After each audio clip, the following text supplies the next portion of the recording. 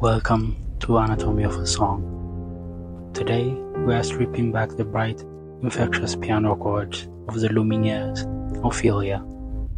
To the world, this track feels like a joyful folk pop anthem, but underneath its celebratory tempo lies a bleak, forensic look at the predatory nature of sudden fame. Let's decode the blueprint. Listen to the first few seconds of Ophelia.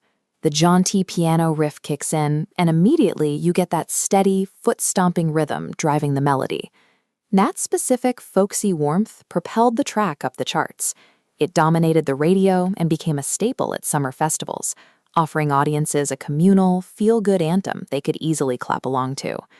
But that cheerful sound is a deception, hiding a story about severe emotional burnout.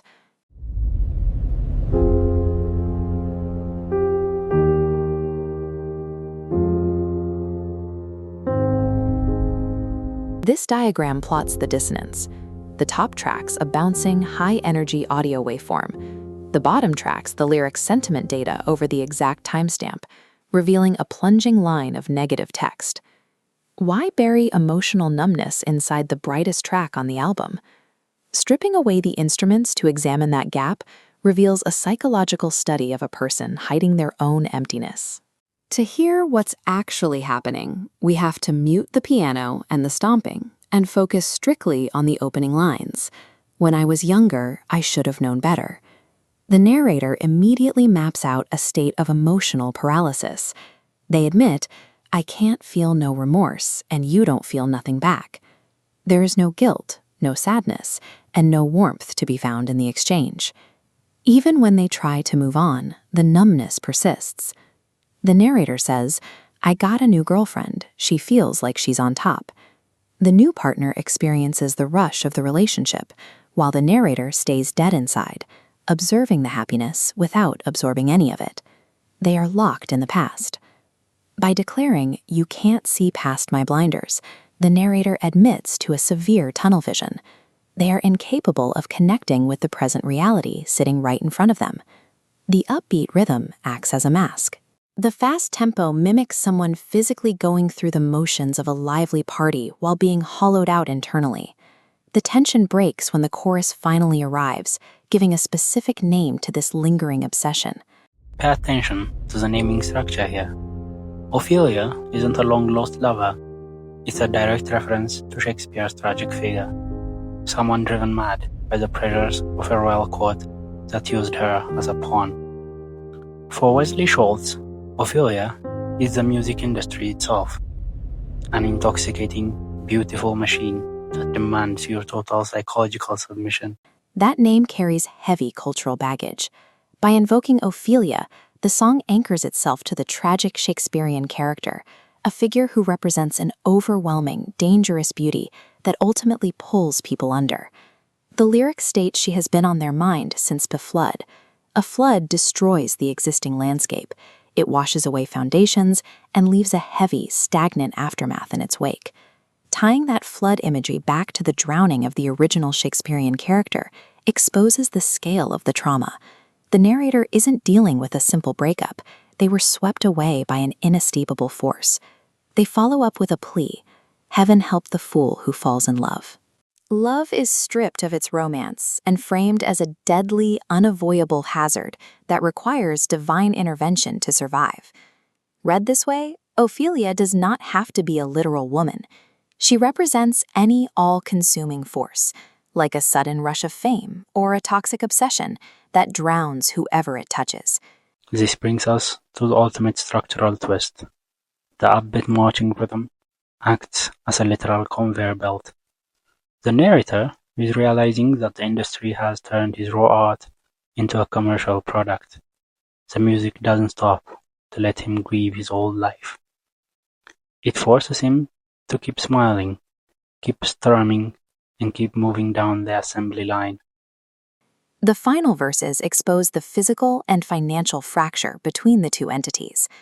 The narrator sings, I got a little paycheck, you got big plans, and you gotta move. The narrator wants to maintain a grounded, simple existence. Meanwhile, the entity they call Ophelia is restless, constantly pushing toward the next massive horizon. This leads to a devastating emotional realization. The narrator confesses, "I don't feel nothing at all," recognizing that Ophelia is incapable of feeling nothing small. Their capacities to experience the world are incompatible. The goodbye is equally hollow. The line, "Honey, I love you, that's all she wrote," plays out as a generic, clipped sign-off. It lacks genuine affection, functioning more like an automated reply than a heartfelt letter. Surviving that initial sweeping flood damaged the narrator's receptors. The pursuit of the massive highs destroyed the ability to form a quiet, genuine connection. With the lyrics exposed, we can bring the upbeat instrumental track back in for the final reveal. Here, the narrator explicitly compares the obsession to a narcotic. "You've been on my mind, girl, like a drug." Listen to the stomp-clap rhythm again. In this context, the beat tracks the restless, anxious pacing of an addict craving a toxic high. The narrator is trapped, endlessly marching to a cheerful beat while unable to feel anything for the people standing right next to them. The deception embedded in the song serves as its lesson. The most dangerous emotional traps rarely look like traps. They usually arrive disguised as something bright, warm, and impossible to ignore. On a first listen, the Lumineers Ophelia sounds like a celebratory folk pop anthem. It is built on a bright piano riff, rhythmic handclaps, and an apparent reference to a classic Shakespearean romance. The corporate validation surrounding the band's ascent provides a different context. Read as a forensic text, Ophelia serves as a detailed record of the psychological destruction caused by sudden, massive fame. Fame operates as a cold, extractive force. It seduces the artist, isolates them, and rapidly converts their personal identity into a marketable commodity. Looking past the melody to the raw lyrics reveals a meticulously documented account of the massive industrial machine at work. This process begins with the transaction. An artist trades their emotional bandwidth and private history for a brief, unfeeling stint in the global spotlight. Global stardom applies a unique kind of external pressure. It is a state of constant extraction where public demand drains the artist without offering any human reciprocity. Eventually, the artist's viral utility is exhausted. The industry then initiates the discard phase, abandoning the creator once their ability to generate capital begins to wane. The sequential text of Ophelia maps out this specific life cycle of industry exploitation and eventual collapse. The song begins with hindsight. "When I was younger, I should have known better." This is a wary survivor looking back at the naive version of themselves who originally agreed to the brutal industry's terms. That agreement leads to emotional death, signaled by the line, "and I can't feel no remorse." The narrator describes a psychological shutdown as a means of surviving the initial shock of fame. The lyric, "You don't feel nothing back," identifies the one-sided nature of the spotlight. The artist pours their genuine emotions into a corporate structure that is designed for distribution, not for human connection or empathy. To function within this sterile environment, the artist adopts a secondary layer of detachment. They mirror the unfeeling nature of the machine to prevent being consumed by it. This emotional death is the prerequisite for the fame transaction. Survival in the industry requires the artist to become as numb as the system itself. The vertical spike of global stardom is personified as a new girlfriend, demanding uncompromising attention. The lyric "Blinders" describes the tunnel vision required to endure relentless touring cycles. The artist loses the ability to look left or right, focused entirely on high-speed momentum. In the chorus, this presence evolves into the flood. Stardom is no longer a simple relationship. It is a massive, destructive natural disaster that drowns the artist's original life. The plea, "Heaven help the fool who falls in love," positions fame as a dangerous obsession. Seeking validation from the applause of a crowd is framed as a catastrophic error in judgment.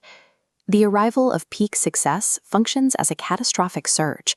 It permanently washes away the artist's original identity, making room for a public-facing commodity. The second verse exposes the financial imbalance, contrasting a little paycheck with the industry's big plans. The artist sees only a fraction of the capital generated by the massive industrial scaffolding, the lighting rigs, arena leases, and corporate infrastructure. The lyric, "You can't feel nothing small," highlights the industry's hunger for scale. It demands viral spikes and faceless crowds to sustain these big plans. When the utility of the artist is exhausted, the relationship is severed with a hollow PR pleasantry. "Honey, I love you," that's all she wrote.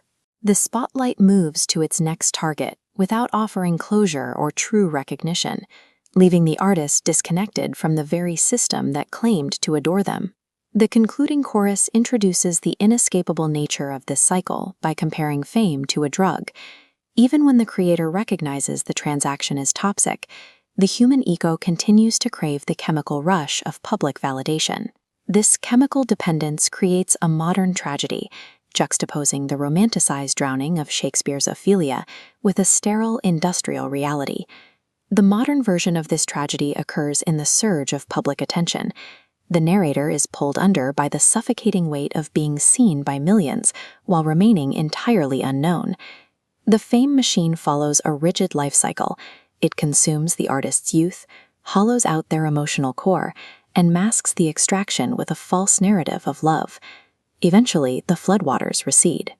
The industrial attention span expires, and the stadium lights shut off as the machine moves on to find someone new. The discarded artist is left in the dark, forced to survive the wreckage of a persona that was built specifically for public consumption. Grounded, final, the catchy piano and hand claps of Ophelia conceal a documented psychological autopsy. It stands as a warning that trading one's internal core for global stardom leads to total isolation. This is Anatomy of Ophelia, a song about being swallowed alive by your own dream. If you want to dive deep into the hidden design, lyrics, and structural mechanics of your favorite track every single week, make sure to hit the subscribe button. I'll see you on the next one.